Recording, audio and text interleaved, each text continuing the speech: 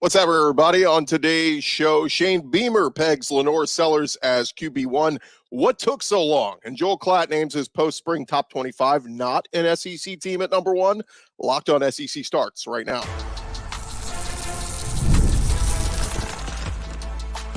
You are Locked On SEC, your daily podcast on the Southeastern Conference. Part of the Locked On Podcast Network, your team every day.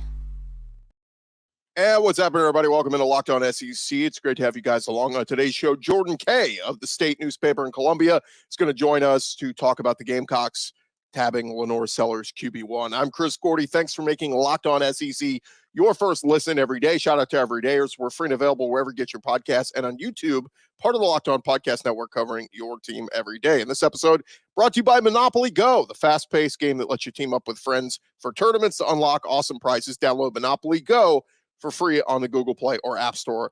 Game on. All right, we got plenty to discuss. We actually got, a bunch of little tidbits and headlines from around the conference. So let's do that. Let's go around the conference. Boots out to the right. Takes the handoff.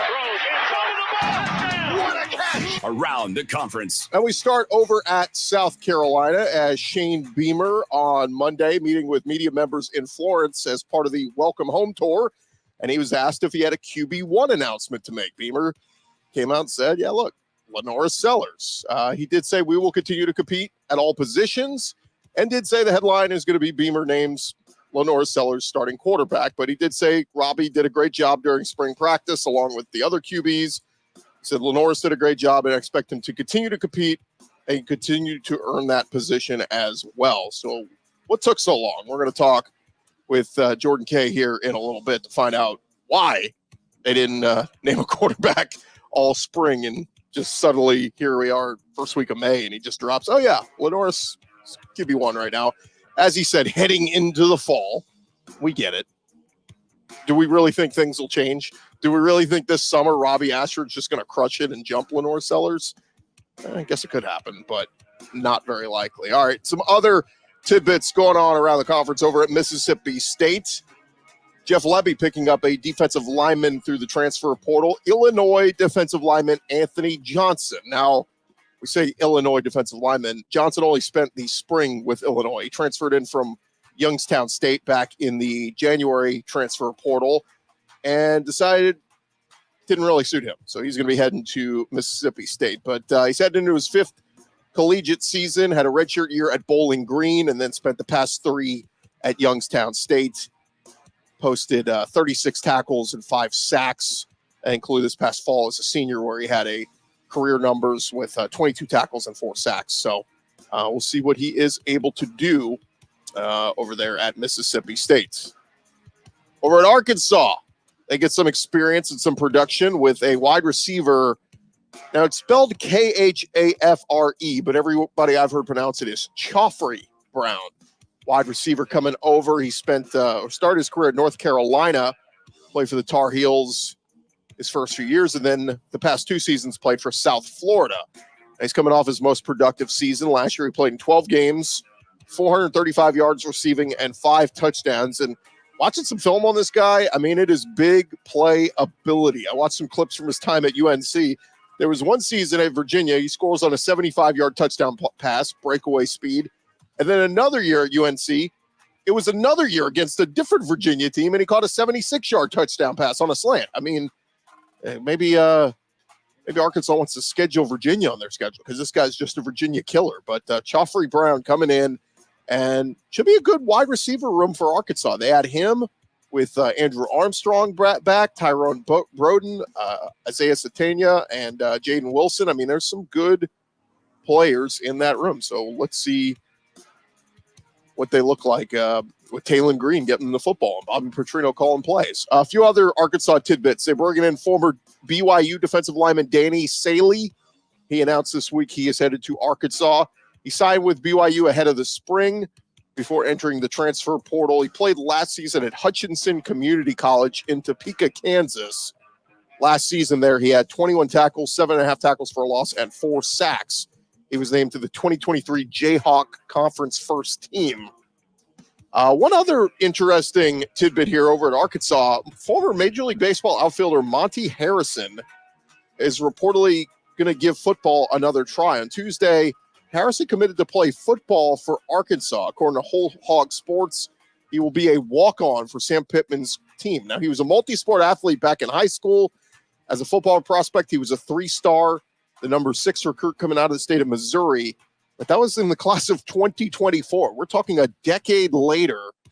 And now he is set to turn 29 years old this summer and hoping to play his first college football game. He was in the Brewers organization for over 3 years, but kind of a fun story. I mean, if this works out, could be really cool, but he's going to be a walk-on. Monte Harrison, keep a lookout for that name over at Arkansas. All right, over at Auburn, former Akron offensive lineman Ronan Chambers has committed to the Auburn Tigers, entered the transfer portal this offseason, had originally committed to Tulane, but after a visit to the Plains over the weekend, flipped his commitment and will now join the Auburn Tigers for the final season of his collegiate career.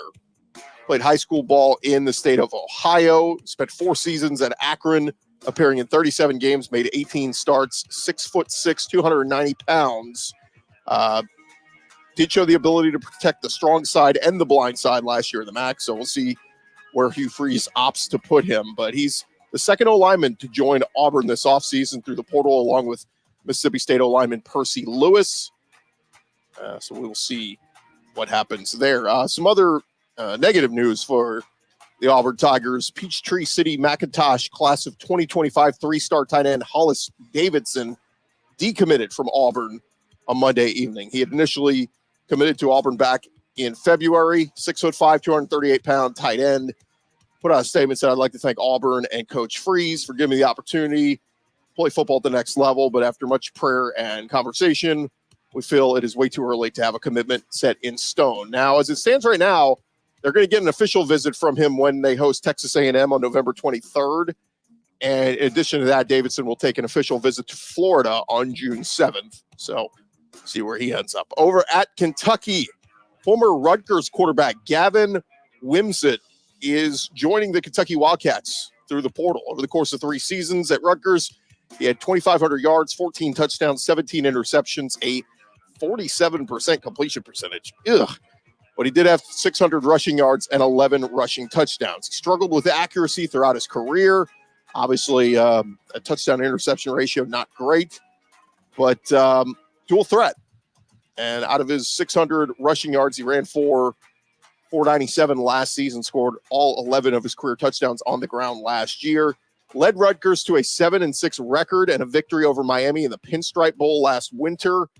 He had originally hopped into the portal after Rutgers named Minnesota transfer quarterback their starter following spring ball, and Wimsatt's departure left Rutgers with 3 scholarship quarterbacks on their roster. But he was a class of 2021, was a 4-star recruit coming out of Owensboro High School, and was the number 3 overall prospect in the state. So he's heading to Kentucky and will go compete with Brock Vandegrift and company, although I think Brock's probably got that one on lock. But add some depth to that room. And who knows, dual threat, running ability, maybe they could design some plays for him over there at Kentucky. Over to Alabama. Remember that motto, LANK, that Alabama kind of used last year? Let a naysayer know, as notably was noted on College Game Day. Terrion Arnold and Jalen Milroe came up with that saying. Well, according to a report, Terrion Arnold shared news of a collaboration with a country music singer, Walker Hayes, to create a song called Let a Naysayer Know.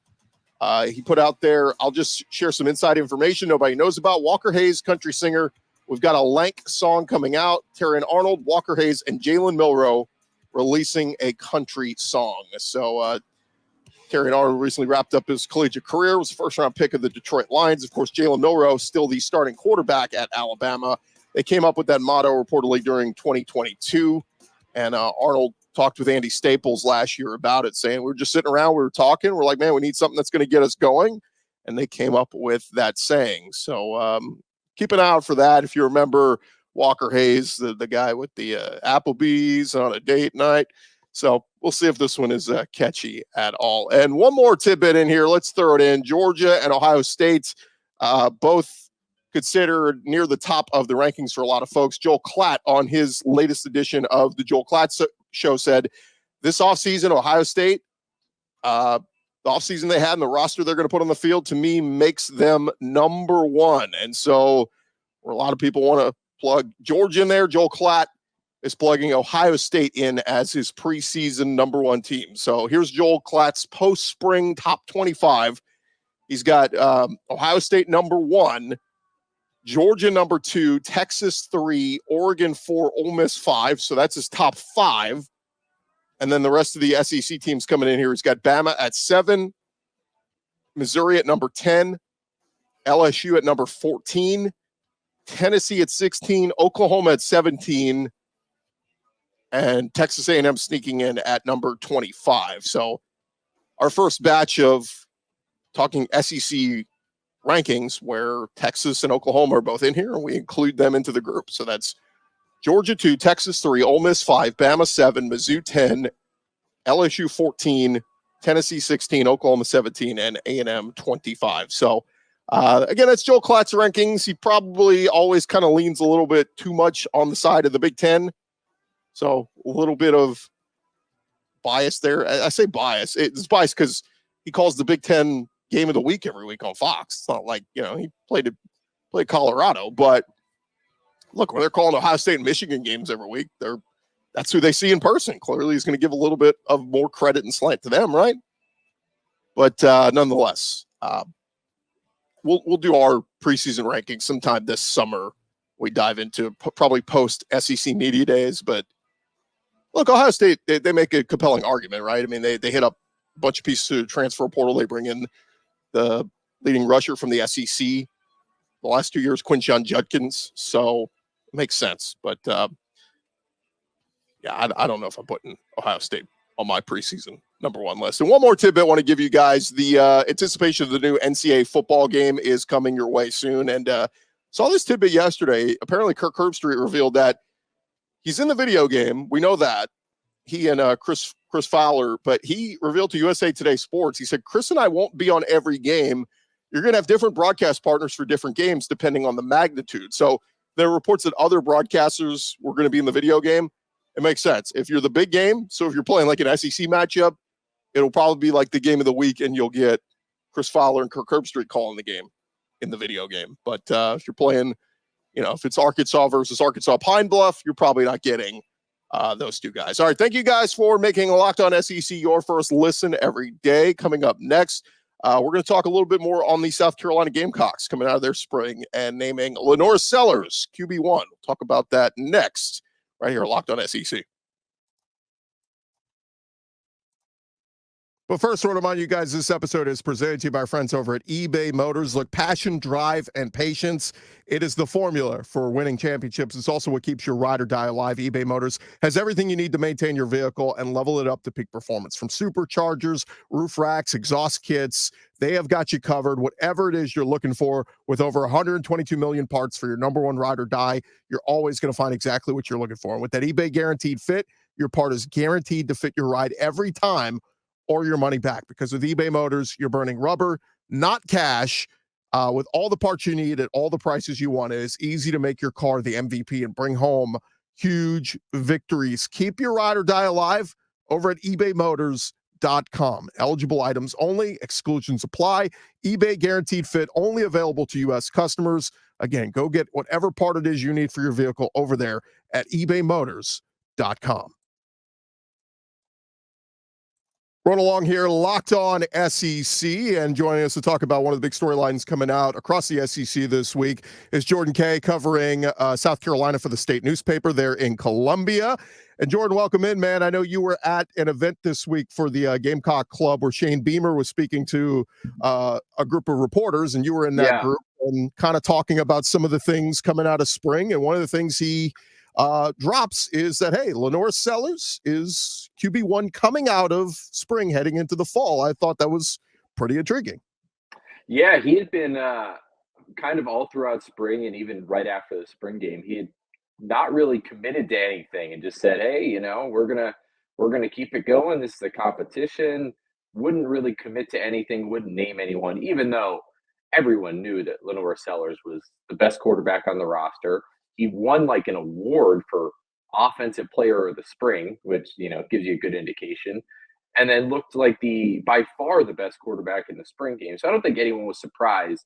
It was just kind of interesting that he said it, and the wording he used is like starting quarterback coming out of spring, and basically said, if the season started tomorrow, he would be the starting quarterback.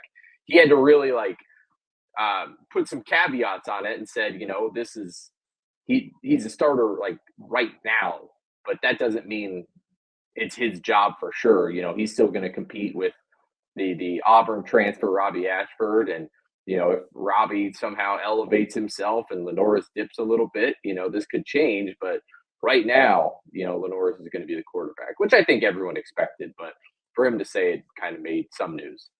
Why do you think he chose now to do it? I mean, I know you said the wording is okay. It's, he's saying going into the fall, but yeah. anybody with eyeballs, we could all tell that. But why was he so non-committal throughout all of spring practice in the spring game, and then now speaking at the booster event or whatever? Now he comes out and goes, "Oh yeah, he's the leader in the clubhouse." I don't know. I was kind of wondering the same thing. I think maybe he was just like, "What's the point now? Why do I have to keep saying it's a open competition?" The event was in the hometown of LaNorris Sellers, so I didn't know if that was something too. Just okay, hey, we're talking to these people. LaNorris was there signing autographs, so I don't know if he was just like, well, I kind of have to say this at this point. And even talking to the boosters, every time he was asked about like LaNorris, he kind of included the other guys in there too in his answer. I also didn't know, and I don't want to, project anything, but the one thing I've heard with other programs is sometimes they won't really tell guys where they're at until after the transfer portal window closes, and that closed on April 30th. And so that was kind of where my mind went a little bit. I was like, oh, I wonder if like this timing was just like they had to wait until the portal closed to not make a decision to make sure there were no surprise transfers. I don't know if that's 100% true. That's probably not 100% fair, but that's a possibility too.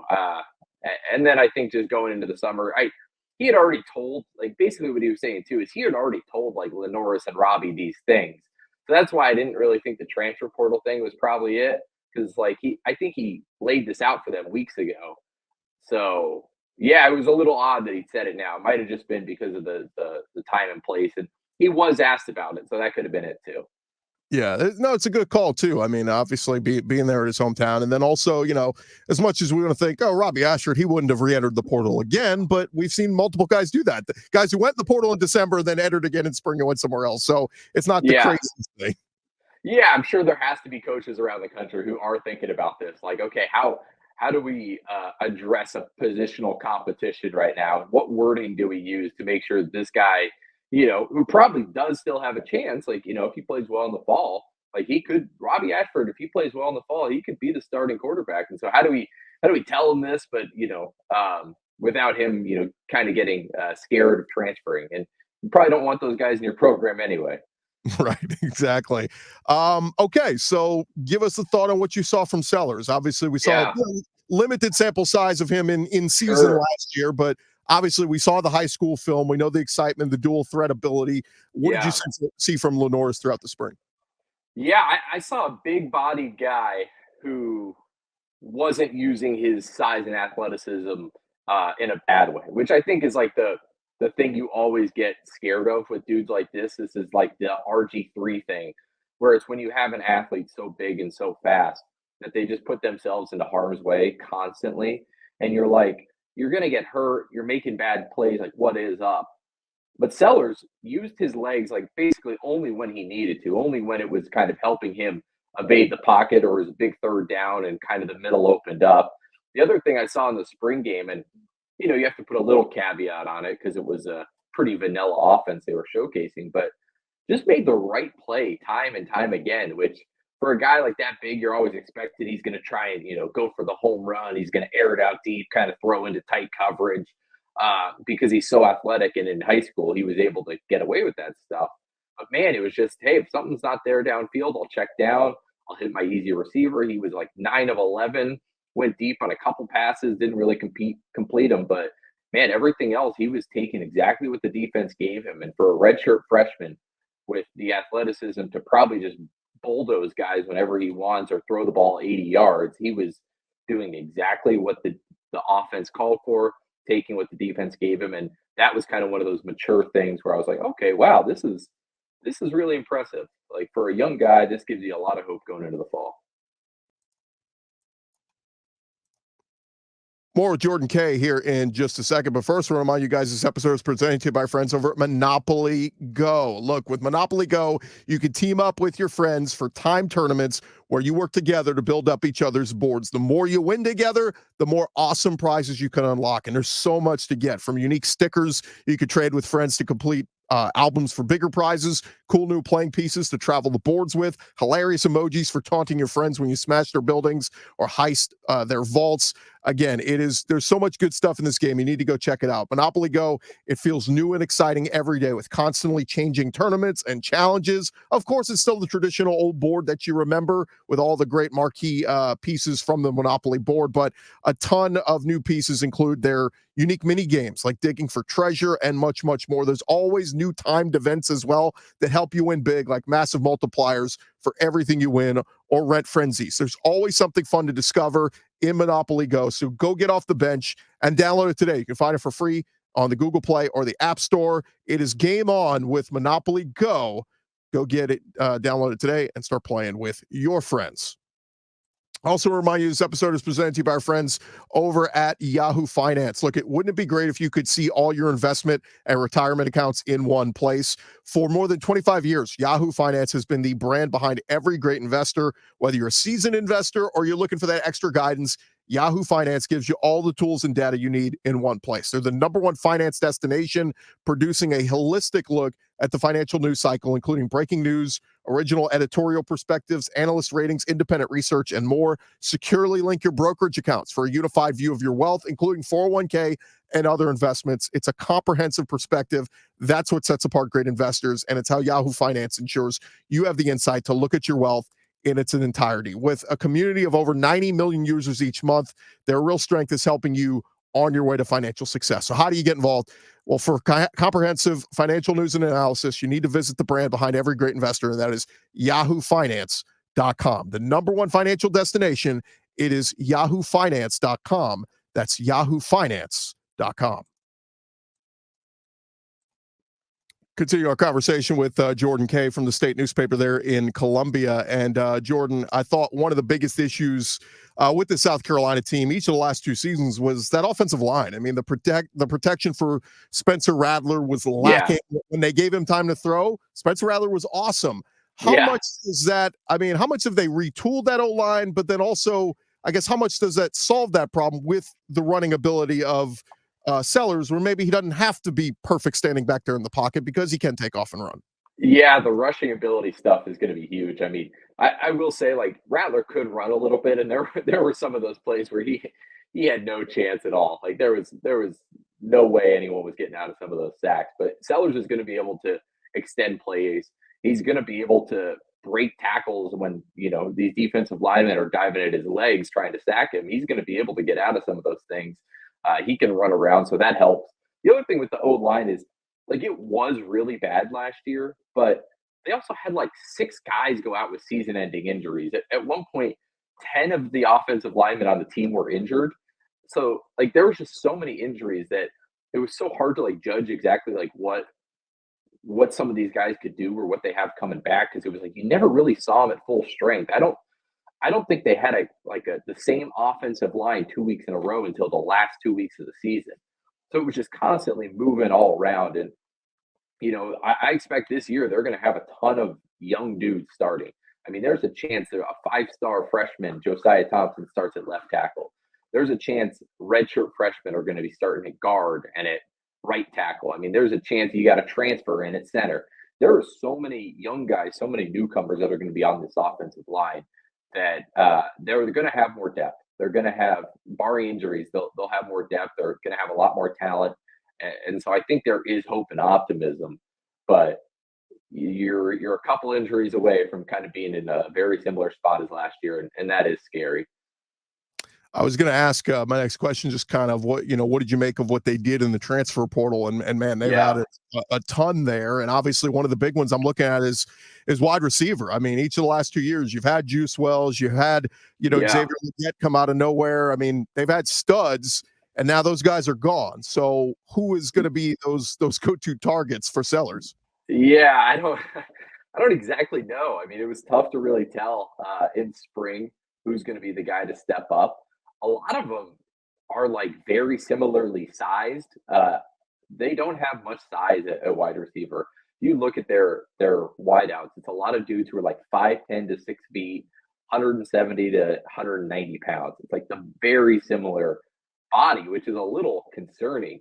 So that kind of like leads me to think like one of the Gage Larvadane is one of those like 6-foot dudes, and he's from Miami of Ohio and has kind of been the stud breakout in the spring. But it is tough to tell sometimes exactly who's going to be the dude. Nick Harbor, who's a 5-star freshman from last year, he's running track right now, so we didn't see him at all during spring, but that dude's 6'5", 240, probably one of the biggest freaks in college football, but he's trying to qualify for the Olympics right now as a sprinter.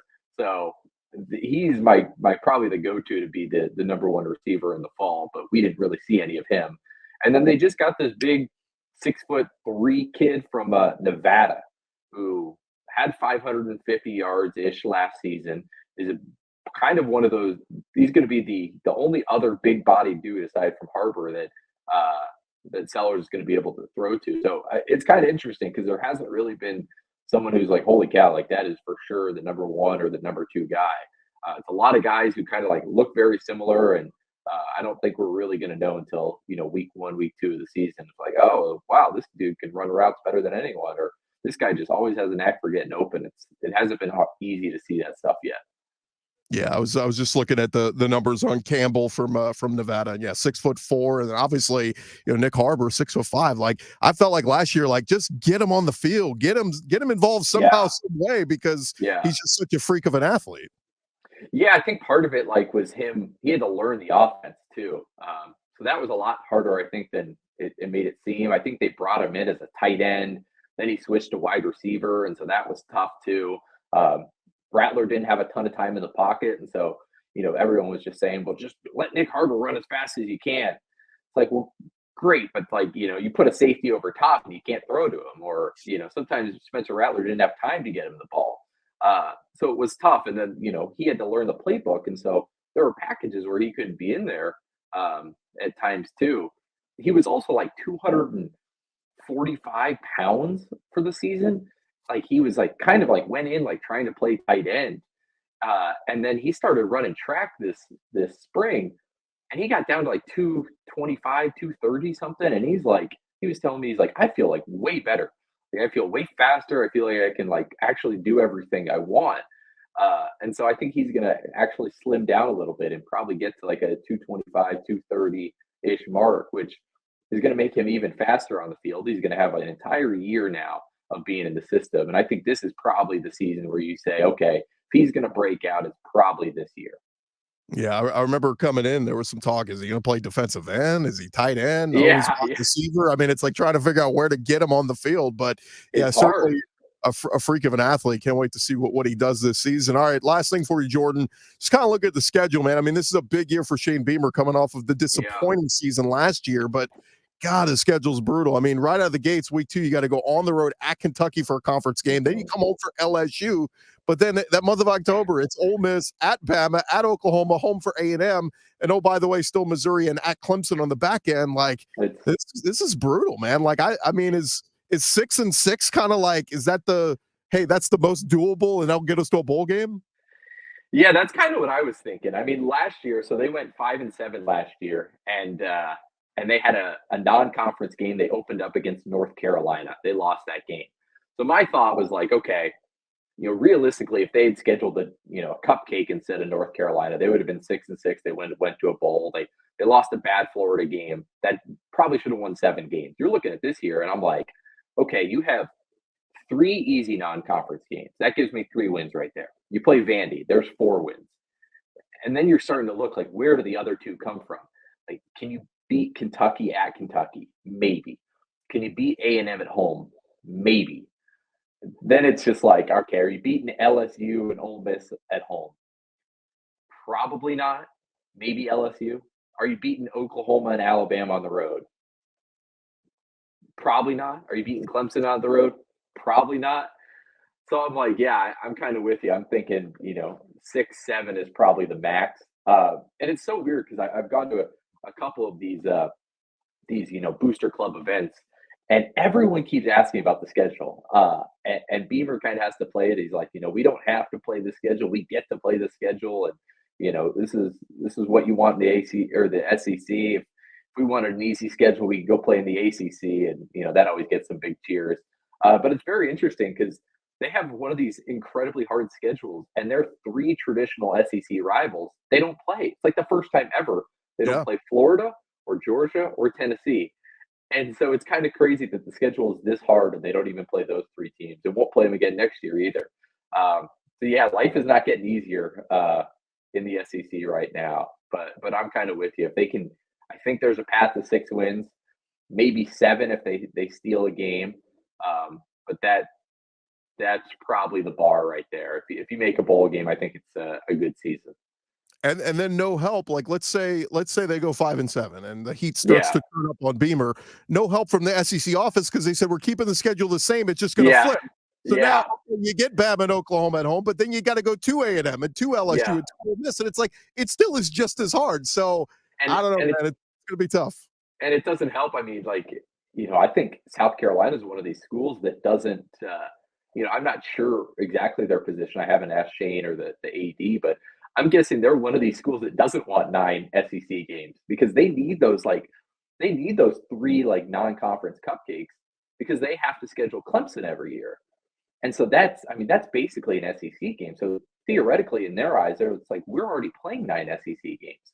And then some of these years where they throw in a North Carolina, I think they're playing like Virginia Tech next year. It's like, they have no help. It's like, it's really like the path to 6 wins gets really hard some years when they have Clemson and North Carolina on their schedule. So I'm not sure what Shane Beamer would say, but my guess is he's like, we'll keep it at 8 SEC games. We don't need another one of these. Now look, if LaNorris Sellers wants to have a Johnny Manziel type Heisman year, certainly that'll turn some things around. And go ahead. Even Manziel, didn't he only win 9 or 10 games? That's true. It's not even like he went undefeated. Even that is so crazy. Where it's like, man, Manziel carried this team, and it's like he still lost 3 times. It's just so hot. It's impossible for some of these teams. Look, if Sellers wins 10 games and has a Heisman year, I think they'll put a statue up. He is Jordan Kaye from the State newspaper there in Columbia. Jordan, really appreciate the time, man. Great work on catching up with Shane Beamer. Appreciate seeing the video on social media, and we'll talk to you again soon, man. Appreciate it. Awesome. Thanks so much. Have a great day. All right, that's Jordan Kaye there of the State in Columbia. This has been Locked On SEC. Thank you guys for making us your first listen every day. Now you can make your second listen. Check out Locked On Sports Today, streaming for you on YouTube and, of course, on the free Amazon Fire TV apps. You can find it. Just search Locked On Sports Today for all the greatest, latest up-to-date news going on around the sports world. I'm Chris Gordy. This has been Locked On SEC. Come on back tomorrow, and we'll get you caught up on all the latest going on around the SEC.